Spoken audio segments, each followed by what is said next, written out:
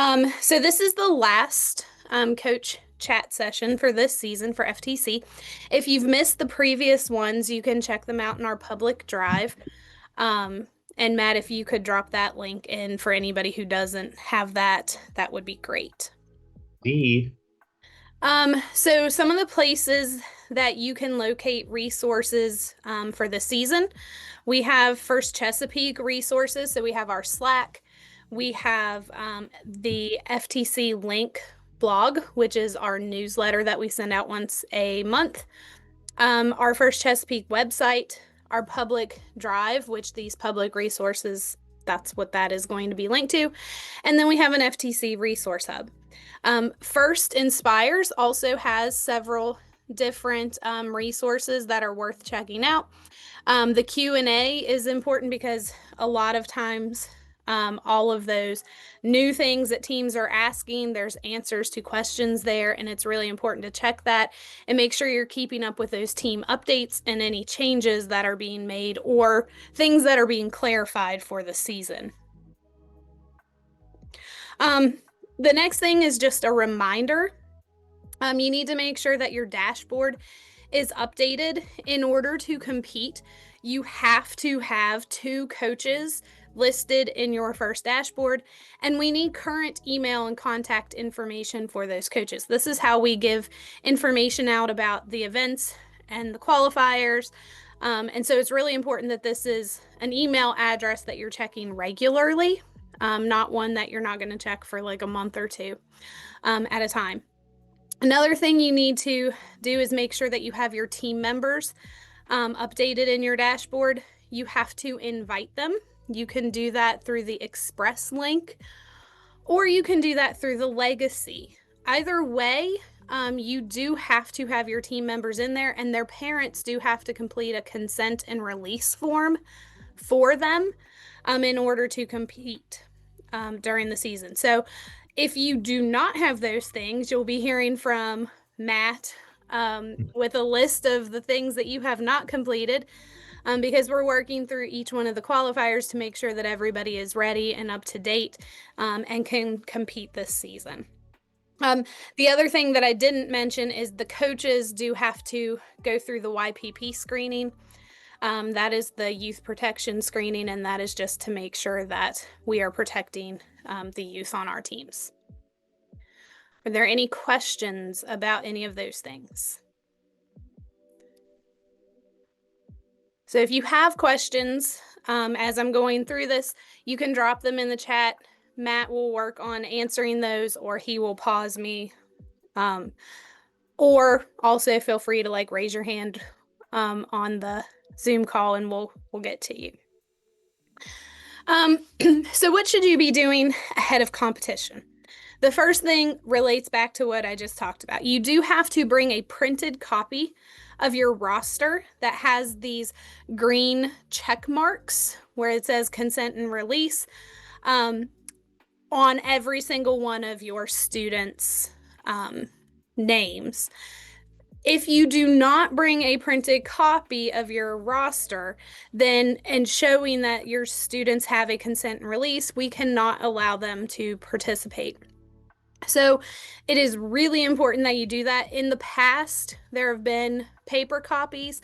There are no longer paper copies. So if you have students who do not have access to the internet, or there's like a language barrier or something like that, you can email us at ftc-teams@firstchesapeake.org, and we'll work with FIRST Inspires to get a paper copy for those students, but they are not giving those out, and we cannot use those in place of those digital versions.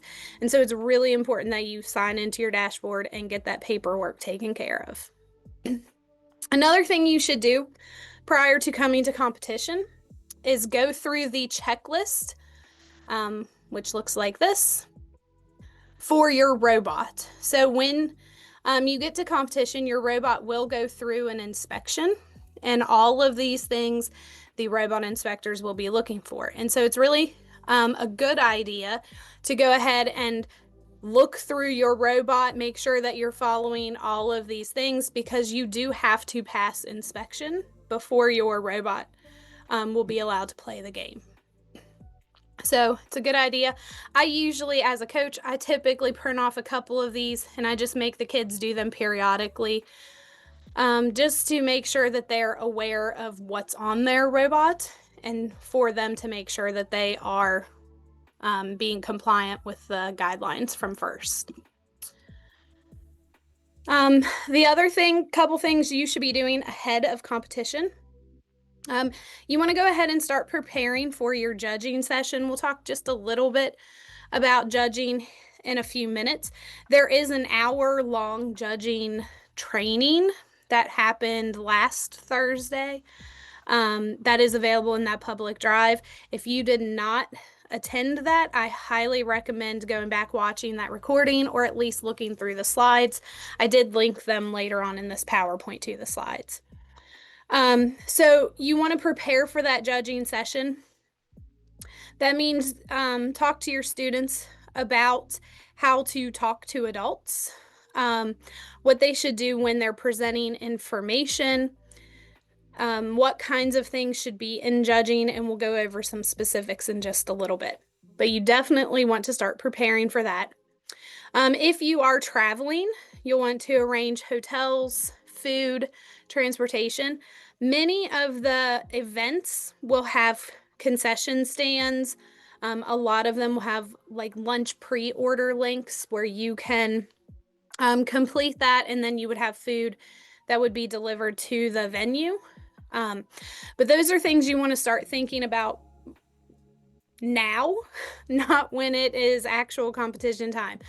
I often have a parent do that. So if I have a parent who I'm like, oh, this person is really good, they're really organized, it's easier for them to just spend some time doing those types of things and arranging them. And then as coach, it doesn't fall on me.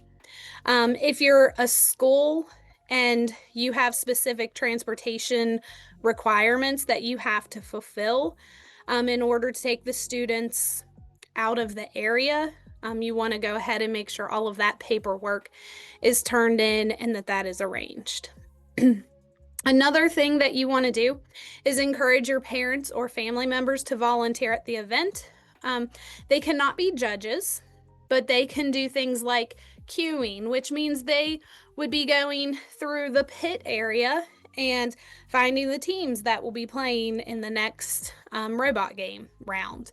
Or they could do some field resetting or help in all kinds of ways. And so a lot of the events need volunteers still. And so that would be a great way for your parents to get involved and help the event run smoothly. And then the last thing here is that I encourage you to read the game manual. So this links to the entire competition manual that is very in-depth. And if you have not read this completely through, you want to do that before your competition. I typically have at least 3 of my students read it as well so that they are keeping up with that information. So it is really, really important that you know what is in that game manual and what you can expect. Any questions on what you want to do before you get to competition?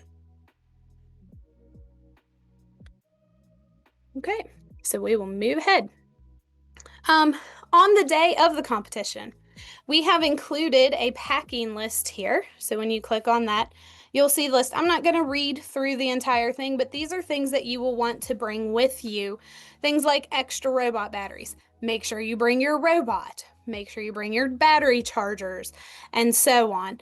If your team is using phones, which I think those are phasing out, but some teams still use them, make sure you bring your phone cables and your chargers for those. So it goes through a nice long list of what you need to bring.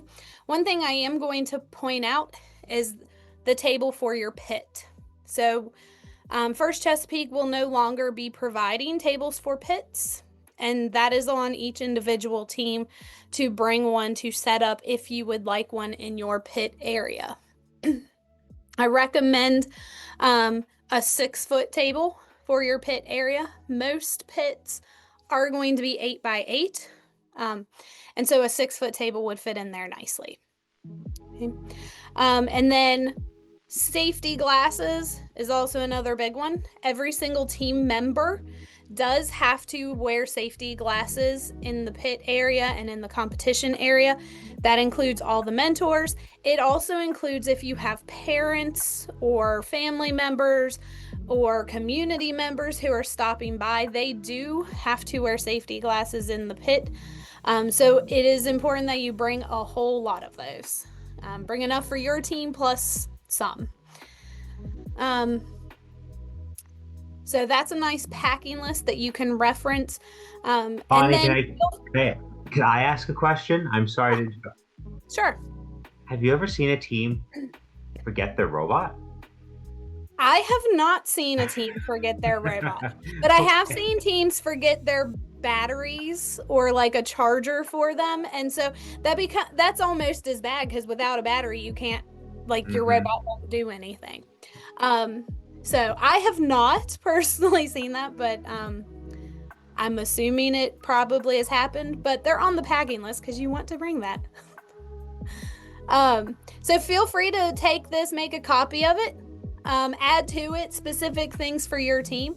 It's really good idea to have that packing list prior to actually trying to figure out what you're going to take with you. The next thing on our day of competition is the schedule. You can find the schedule on our website. And so if you go to our FTC qualifiers, this is where that link takes you, you can look at each individual qualifier for the season. You simply click on the arrow and it will take you to the specifics about that event. So if we go to, just take you to a page for a moment. So this is the Baltimore 1 qualifier. These links that are here at the top will take you to the team list. That is on First Inspires. Once the match schedule is released at the event, you can click here and you'll see that schedule.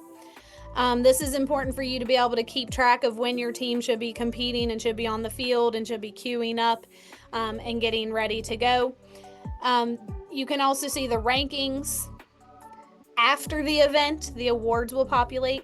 And if you have somebody at home who wants to watch it, these are on our YouTube channel. And so you can send them to this page and people at home can watch your team compete.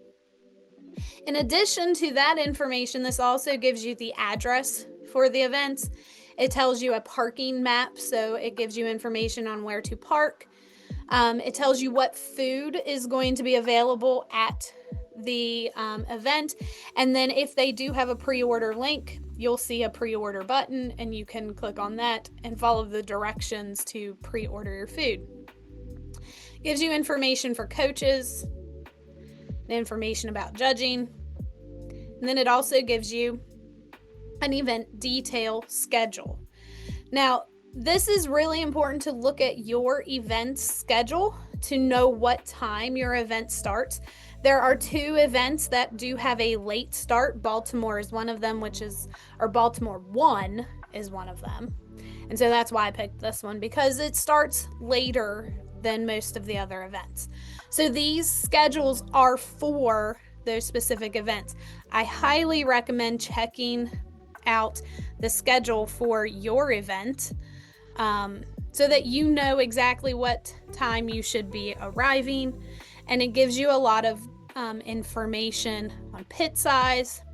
It tells you how many teams are advancing from the event. It goes through those safety glasses and what you should be doing in those pit areas. So the link that is in the PowerPoint here where it says schedule will take you to the big long list, and then you can pick your events from that big long list to figure out times and those important details. You should also be looking for that event host email. So the teams that are competing the first 2 weekends in December, you should be getting an email from your event host within the next week. That email most of the time will contain the same information that's on the website. So it's important that you keep an eye out for that. The day of competition, you can also expect judging. You will need to have people who are scouting. You'll have qualification matches. After qualification matches, you'll have alliance selection. There will be playoffs, and then there will be awards. And so we're going to walk through each one of those things specifically in a little more detail. Before I do that, are there any questions that need answered right now?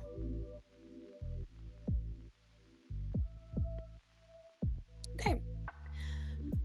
So when we're looking at judging, judging happens first thing in the morning. The judging schedules are typically released about a week before the event starts. Those will be emailed to the coaches that are listed. This is another reason why it's really important that that contact information is up to date so that you are receiving the information you need to know about judging. When you go to judging, you'll need to take a printed copy of your portfolio. So that needs to be a paper copy. You will take one copy of that to your judging session. Keep in mind that portfolio should be no more than 15 pages plus a cover page.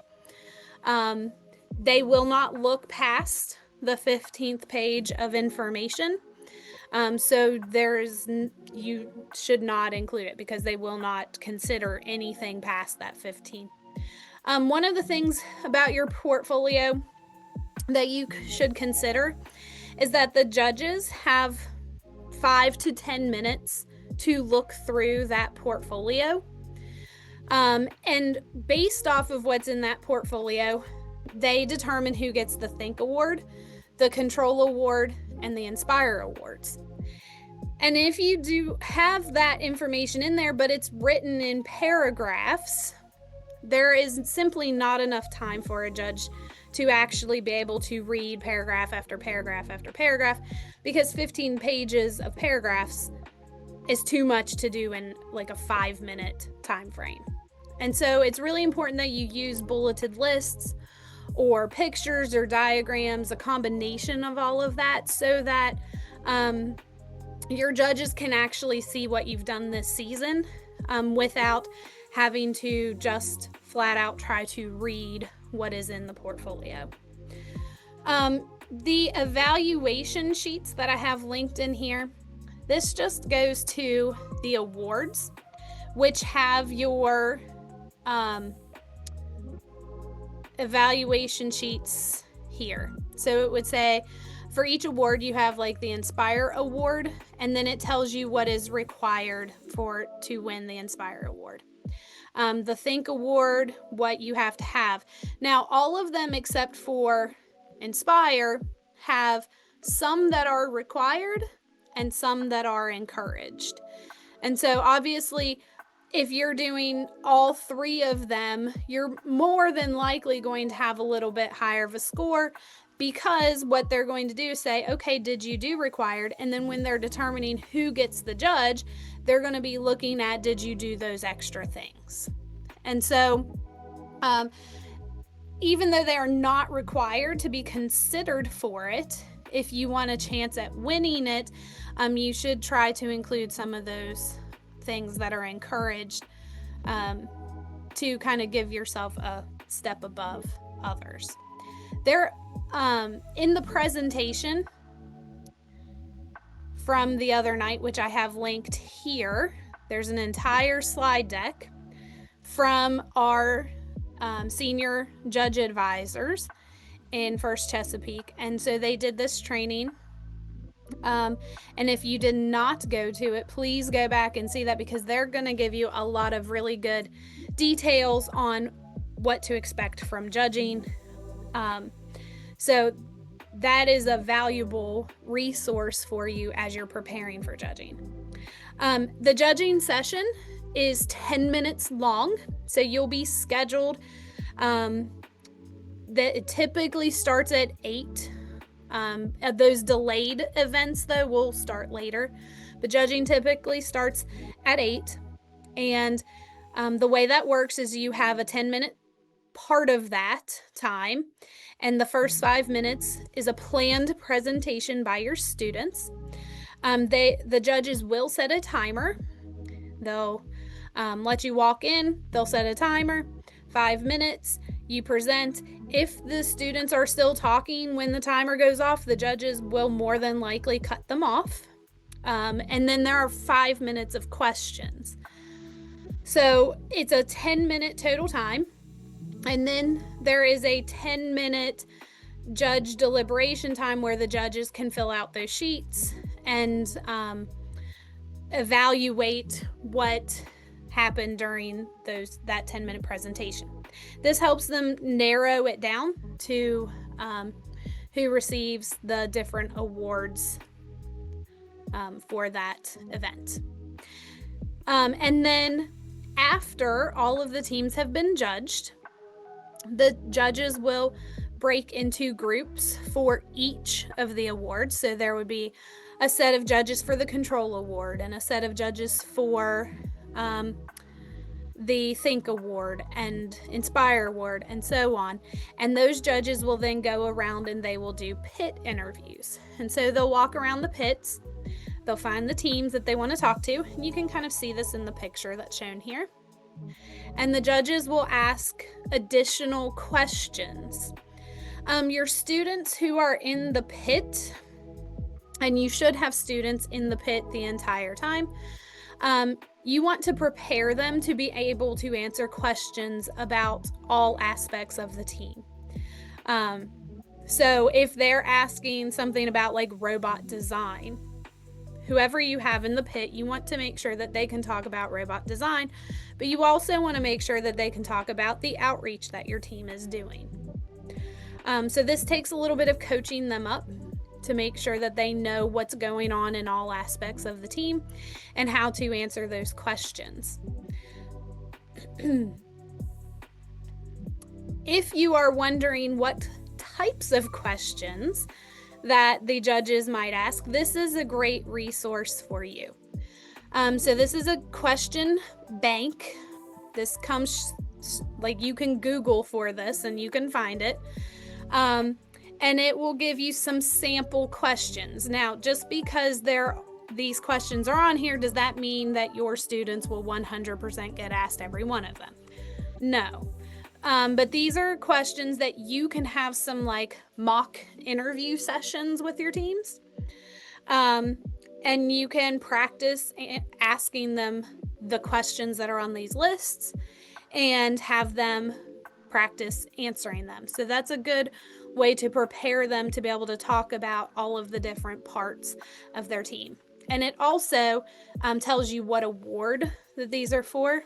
So if you are like, we really want to win robot design, these are the types of questions that you can expect to have to be able to answer to win that. So this resource is really important when you are thinking about preparing for judging and how to help your students come up with answers to some of the questions that they might be asked. Right, before I move on, are there any questions about the judging session? Hi, Bonnie. I have a question regarding the pit interview. Yeah. So the pit interview, as I understand, is not a scheduled or timed event, right? It can happen anytime during the competition. Yes. And okay, yeah. And if so, if you have a very small team, let's say 3 to 5 team members, right? And maybe they are in the practice field or they are probably doing some scouting and all, right? So expecting somebody to be at the pit all the time might be tough. So how does that reflect into the pit interview sessions? Will they the judges will come back to check or So, I hope it doesn't qualify as a negative for the team. Yeah, no, it doesn't come across as negative. If you can possibly have at least one student who is at the pit, that is preferable, because the pit interviews do happen throughout the competition, but there is a point where judges do have to go back and deliberate and decide who who gets the awards. And so if your team is doing something else, the judges will typically leave a like, hey, we've been here kind of note, like a little card that says, go see your pit administrator. And then if you have one of those, you can go and see if you can get the judges back.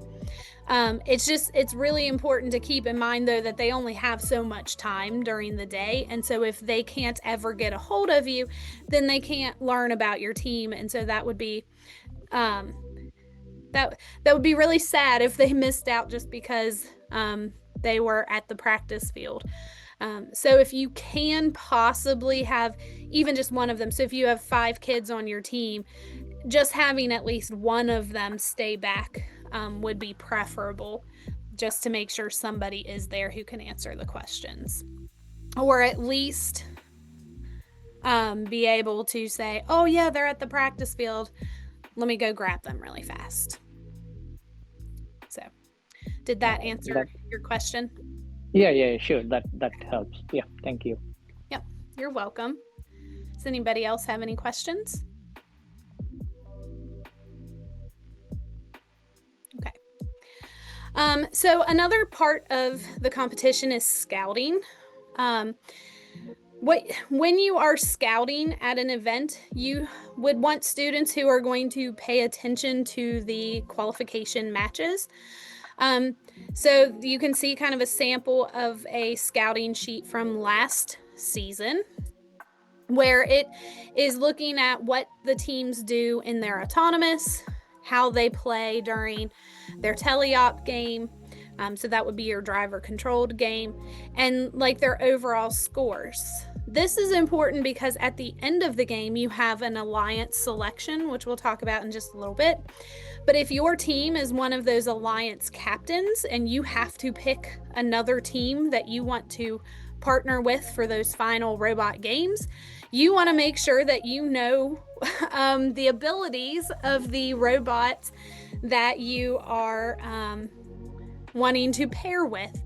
And so having a sheet or where your students can write down how many points the team scores in autonomous, if they make that pattern, how many points they score during the gameplay, that will help you be able to decide and make a list of like 5 or 6 teams that you may want to partner with during that alliance selection process.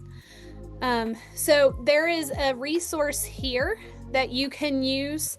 It talks a lot about scouting, and then it gives you some things to consider, an example scouting sheet, and you can look through this to decide what would work best for your team, and figure out what priorities you are looking for in your alliance partner to help you score the most points.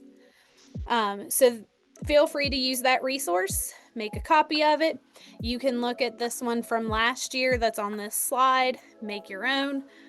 So this is really for your team to watch those robot matches and know if they get to pick an alliance, who they would want to pick first. Questions on scouting? Okay.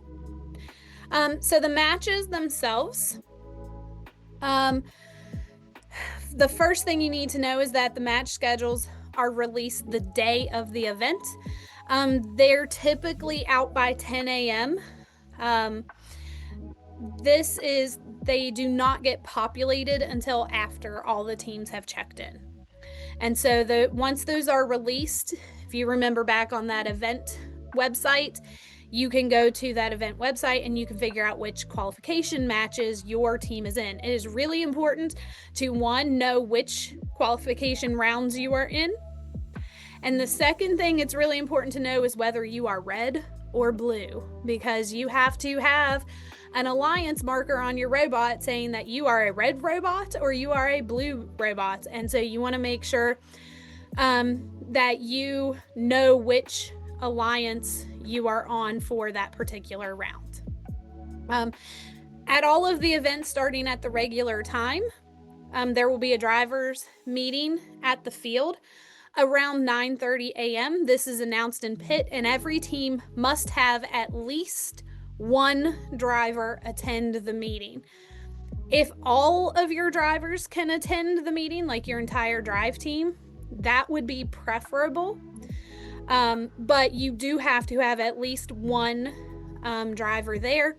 At this meeting, the head ref will go over the rules, the expectations, and at this point, any teams who have questions can ask the head ref questions about the game. So every team must have at least one driver at that meeting. Keep in mind you have to have safety glasses on at the field and in the pits. So when your teams do go to the matches, they do all have to be wearing safety glasses. Keep in mind if you have students with long hair, that needs to be pulled back so that it doesn't get caught in a robot if you have somebody on your drive team that has long hair. So keep those safety guidelines in play during the matches. At check-in, each team will receive drive team badges. Whoever is driving the robot does have to wear the drive team badges.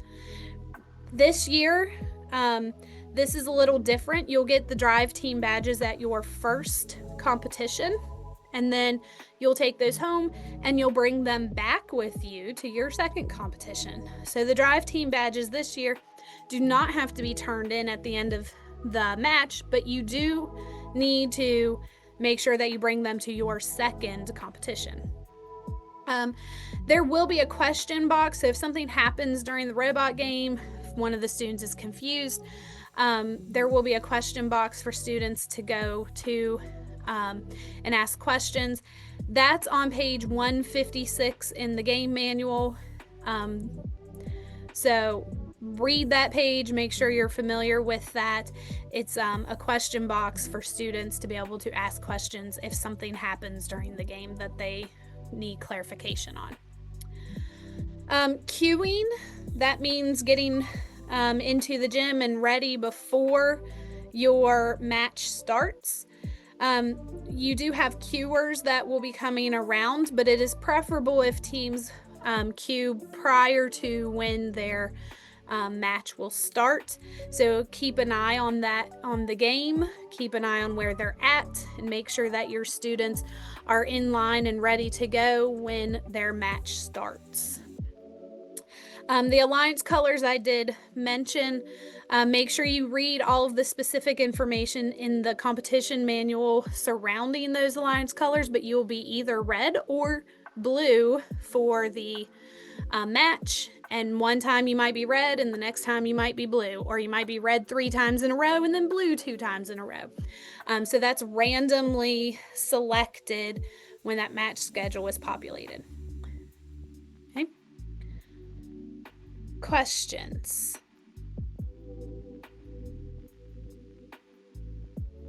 Okay, so moving on. So this year is a little bit different with ranking points and how those work. So in the robot game themselves, your team can earn ranking points.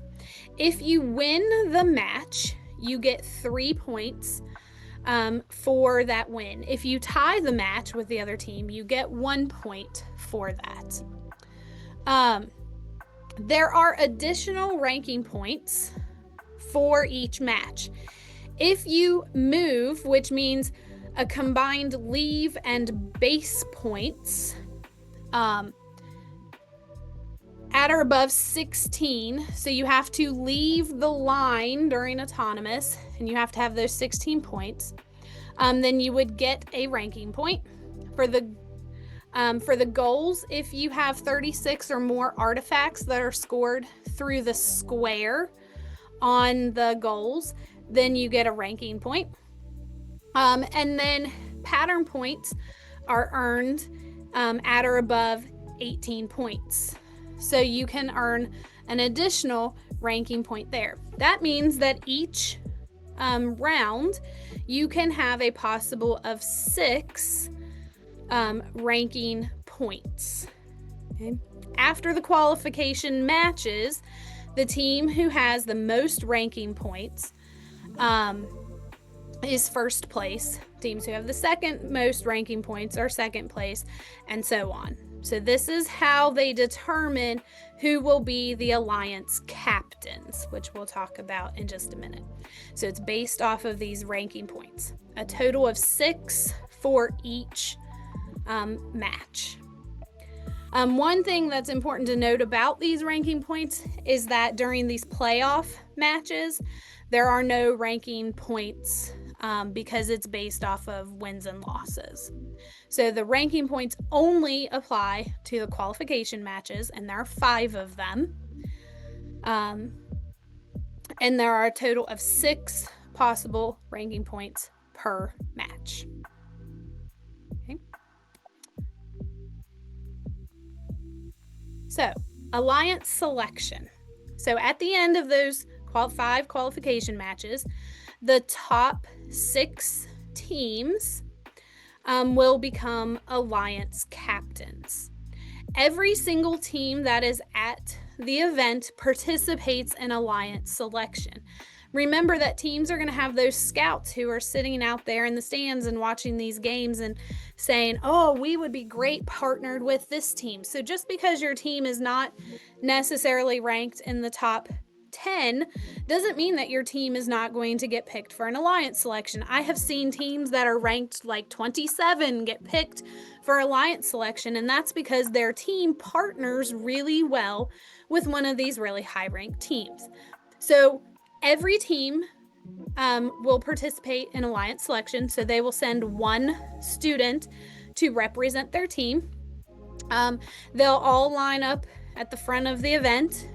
At this point, the 6 alliance captains will be named, and then it will go through an entire process of each alliance captain picking another team to partner with. So if alliance captain number 1 picks alliance captain number 2, and number 2 agrees, then 1 and 2 would become an alliance, and then 3 would become 2, 4 would become 3, and it filters down, and then the next ranked team would become an alliance captain for the 6th alliance. If you want a lot more detail on that, if you go to page 161 in the game manual, it will go through a really long description of how that process works. Now, once alliance selection is over, if your team has not been selected, you can go ahead and start cleaning up your pit area, pack up your things, get everything ready to go. However, once you get everything packed up, you should go back and join those playoff rounds because they will start announcing awards during those playoff rounds. If your team is not there when an award is announced, you will not receive that award, that trophy that you have. So you do have to have somebody from your team present in order to get those awards. It would still be listed like on the website, but you wouldn't actually have the trophy or anything for that award.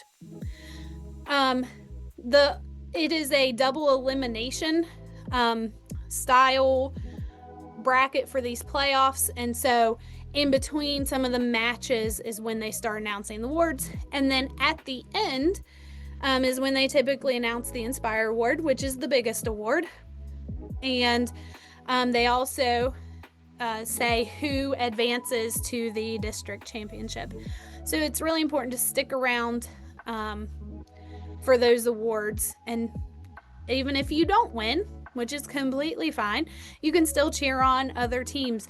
You'll notice that as you go through the season, your kids will start making friends with other students, and they'll be excited when other teams win. So stick around and cheer on those other teams. Okay. The awards and advancement. So keep in mind, rookie teams may not receive an award. It's completely okay to not receive an award. The awards are given at the end of the event during those playoff rounds, and then after the entire event is over. 4 to 5 to 6 teams, depending on how many teams are at the event, will advance. And then the way that advancement works this year is based off of 4 categories. So you earn points in qualifying matches. You win points in those alliance selection points. You win points for your playoff performance, and you win points for the awards. And so the maximum number for qualifying matches is 16. So if you are the top ranked robot after qualifying matches, you earn 16 points. The lowest one will earn 2 points, and then everybody else is in between. For alliance selection, the top team, so First Alliance, will have 20 points. The 6th Alliance would have 15 points, and that's for both Alliance partners. So the Alliance captain would get 15 points, and their pick for who their partner is would also get those 15 points. The performance in the playoffs also earns points. So the winning alliance would get 40, and then the last place alliance would get 5, and everybody else is in between. And then the awards are from 3 to 60 points. 60 points is for first place inspired, and then 3 points is for a third place award finalist. So if you were like innovate third place, you would get 3 points for that. If you want some more information on the awards, I linked that award document here. I also linked the judging training deck at the bottom of this page as well. And then if you're really into this advancement, I linked this document from First Inspires, which really walks you through how those advancement points work and gives you a really good explanation of how your team would advance from a competition. Yes, Vera. On the qualifying matches, so just wondering how is that maximum 16 points? Like if let's say there are 5 qualifying matches, right? So each qualifying matches, if you just win without extra ranking points, you get 3 ranking points. So even if you average it, so you basically have 3 ranking points. Or if you don't average, you have 15 ranking points, right? Plus you may get additional ranking points. Let's say you get maximum additional ranking points. So that is additional 15 points. So total will be 30 points, right? So how is this 16 is maximum? So the ranking points don't determine your qualifying match points. So those are 2 different things. The ranking points determine the order of placement. So if you have the 30 points, then that means you have gotten all the ranking points in every qualifier match. You're probably going to be ranked at the top. Now, there may be more than one person who has those, more than one team that has those 30 points. And so those are like, there's other categories that are tiebreaker categories. If you want like very specific details, I encourage you to dive into that game manual. But what that does is that puts you in order. So it tells you like who's number 1 at this event, who is number 2, who's 3, 4, 5, 6, all the way to 24 or 36, or however many teams are there. Correct. And then based off of where you are in that is when you get these qualifying match points. So if you are number 1 in that ranking, then you would get the 16 points. If you are number 24, then you would get the 2 points. So how is that 16 points? Was there any logic or just random ranking? There is logic behind that. It is a very complicated formula. Okay, no worries. But I remember that formula. Okay. Yeah. Okay. So if you dig into that and you really want to follow that complicated formula, it will explain where those points came from. Got it. But that's where those come from. Yeah. Perfect. Yes. I forgot about that. Yeah. Well, thank you for asking, because it is a kind of a confusing thing. So thank you for asking that question. Any other questions surrounding that?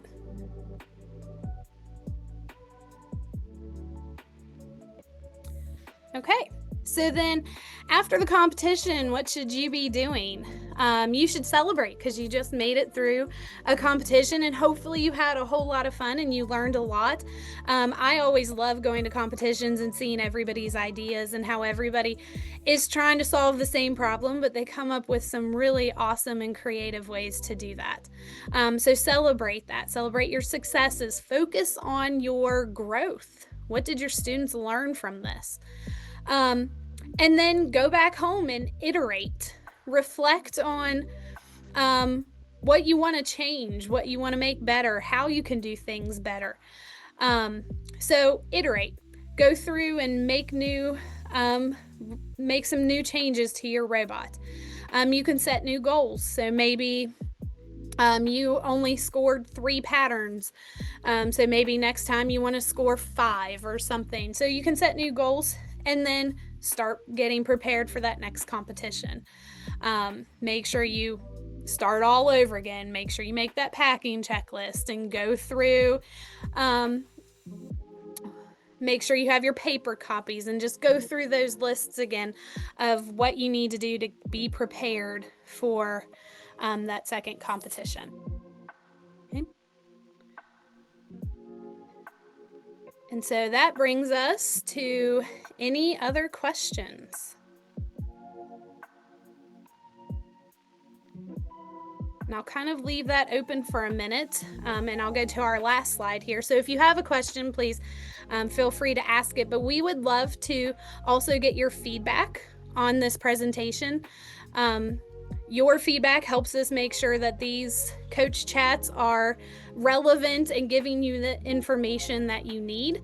And so you can either click the link that's on this PowerPoint or you can scan the QR code, but we would love for you to fill out this survey for us. It should only take you like a minute or two, but it would be really helpful for us.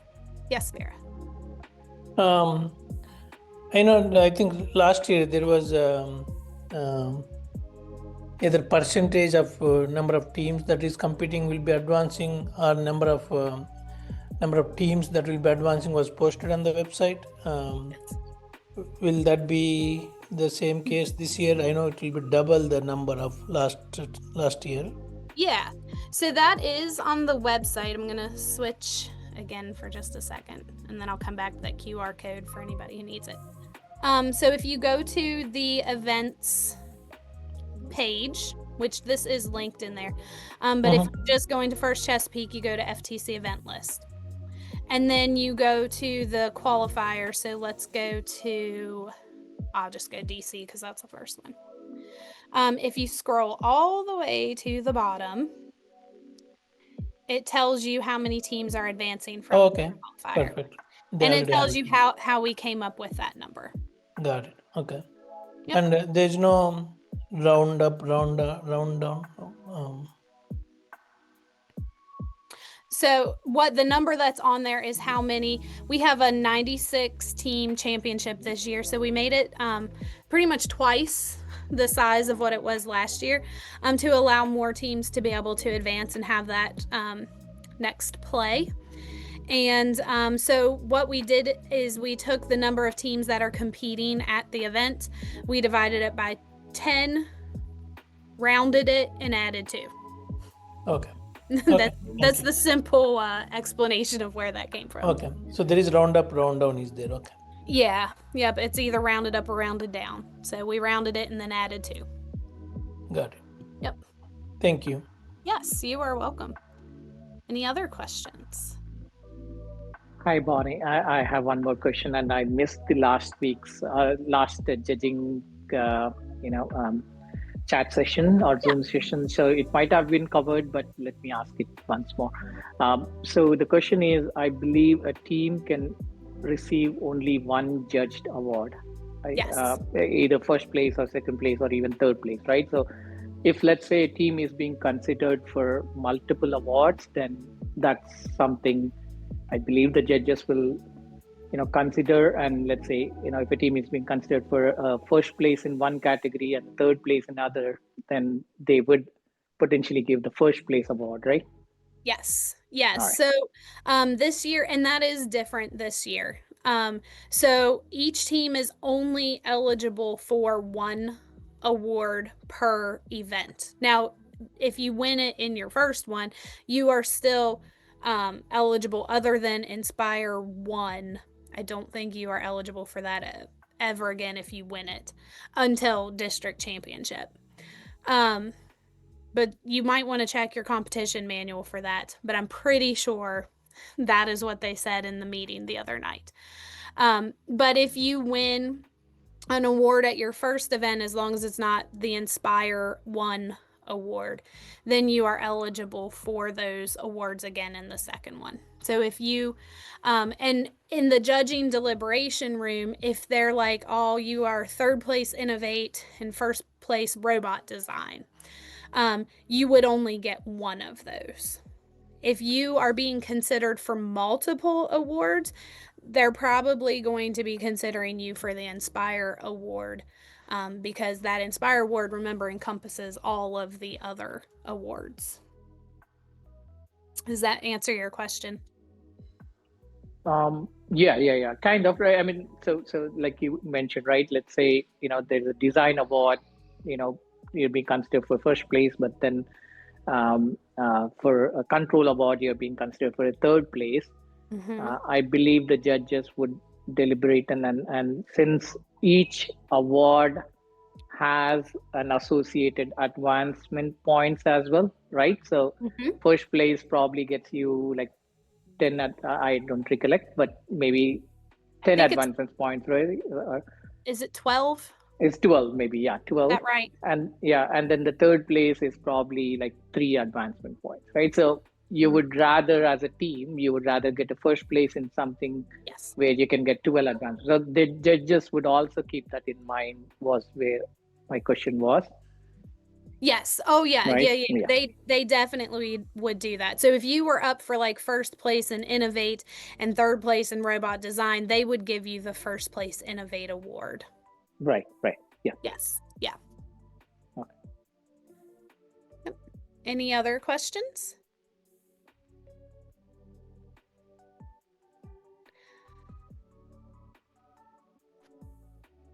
Okay. Well, if you think of any questions after this, please reach out.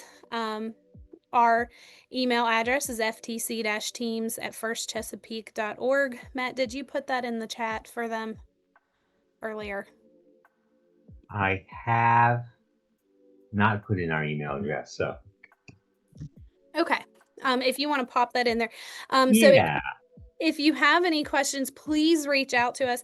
We would be more than happy to answer your questions. In the morning, I will be posting the recording of this video into that public drive, along with the slide deck that is already there. So if you want to rewatch any of it, you can. If you weren't able to join that judge session the other night, I highly recommend watching that recording and making sure that you're familiar with that. So we are here to support you, and we hope you all have a great season. And I just posted our public drive link again, where you can find this presentation. I'll also go ahead and just give the presentation link again. And this includes all of the links that you had shared with us. All those documents are basically linked right in the PowerPoint, so you can kind of follow through as you saw it this time. All right, thank you so much. All right, well, have a great season, and we will see you out there on the field.